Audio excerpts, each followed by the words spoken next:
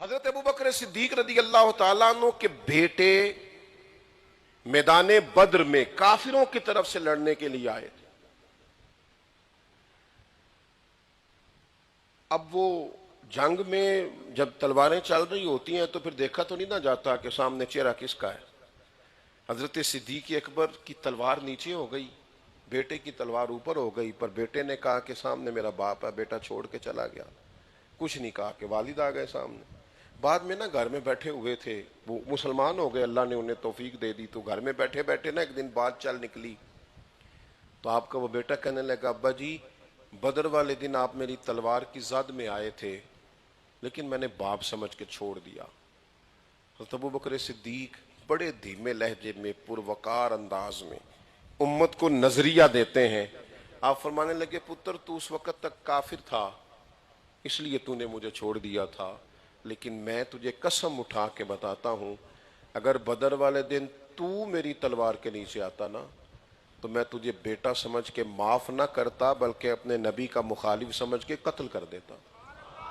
اعلیٰ حضرت رحمت اللہ علیہ کو آپ اگر اس مقام پر دیکھیں گے تو وہ پتہ کیا کہتے ہیں؟ وہ کہتے ہیں یہ تم نے کس طرح کی مربتیں شروع کی ہوئی ہیں کہ حضور کے بے ادب سے بھی مربت؟ کہنے لگے دشمن احمد پہ شدت کیجئے، ملحدوں سے کیا مربت کیجئے، اور غیظ میں جل جائیں بے دینوں کے دل، یا رسول اللہ کی کثرت کیجئے۔ اور فرمانے لگے جو نہ بھولا ہم غریبوں کو رضا، ذکر اس کا اپنی عادت کیجئے۔ تو اپنی زندگی میں یہ پہلا سبق جو صحابہ کی تعارف میں قرآن نے بیان کیا، اشداء علی الکفار، اور دوسرا فرمایا رحماء بینہم، آپس میں رحم دلی۔ ہمارے جو جھگڑے ہیں نا آپس کے ذات پات کے، اس سے تھوڑا نکل آئیں۔ ہم نے نا انا کی جنگ میں اپنوں کو ہار دیا ہے، ہم اپنے لیے، اپنی ذات کے لیے، اپنی واہ واہ کے لیے، اپنی شہرت کے لیے اتنے آگے نکل گئے کہ ہمارے کئی اپنے پیچھے رہ گئے۔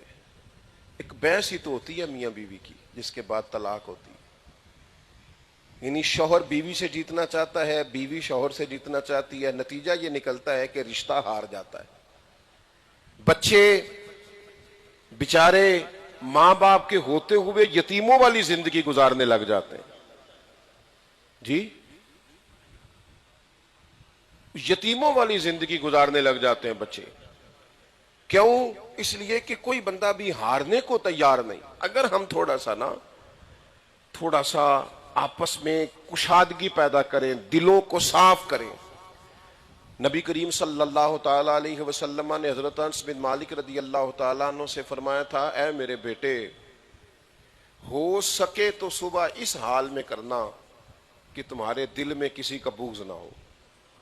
میں کہہ چکا ہوں کہ عداوت تو صرف اللہ رسول کے دشمنوں سے رکھنی ہے۔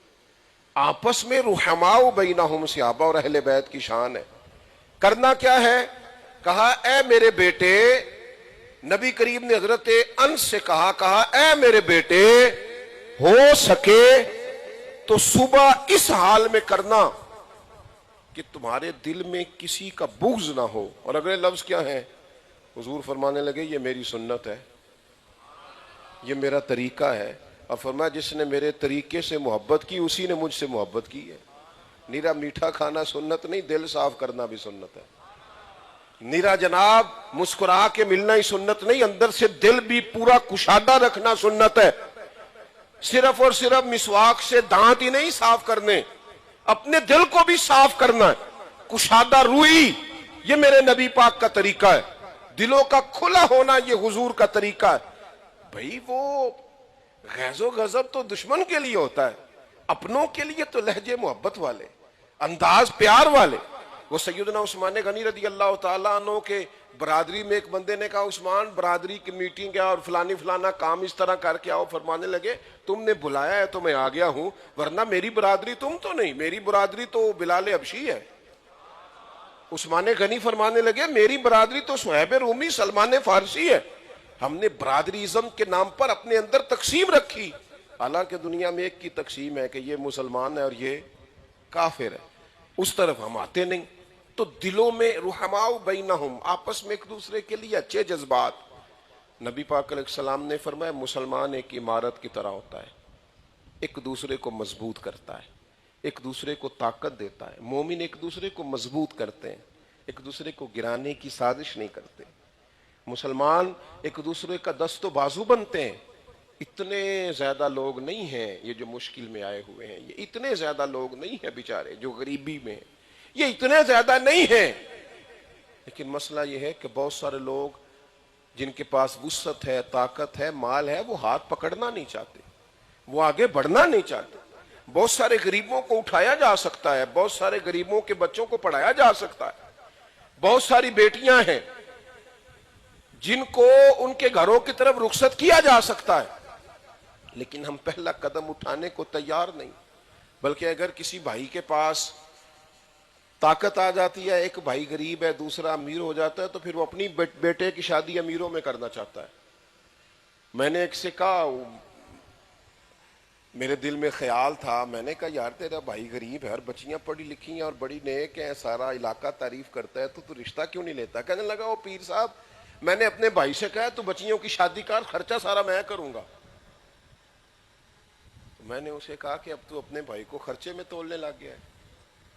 اگر بھائی کی بچی پر خرچہ کر کے بھی تو نے کسی کو بتانا ہے تو بتا وہ تیری بچی نہیں۔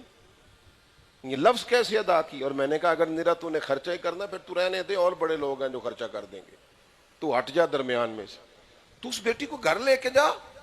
ہم آپس میں وہ جو خاص ہمارے دلوں میں گنجائش ہونی چاہیے، یار کاروباری لوگوں کو سپورٹ کریں، ان کو گرنا ہوا نہ دیکھیں، یہ نہ پسند کریں کہ وہ گر جائیں تو میں ساری مارکیٹ پہ قبضہ کر لوں۔ رب بڑا کریم ہے، اس طرح پہلی دکان والے کو روزی دیتا ہے، آخری والے کو بھی اللہ ہی عطا فرماتا ہے۔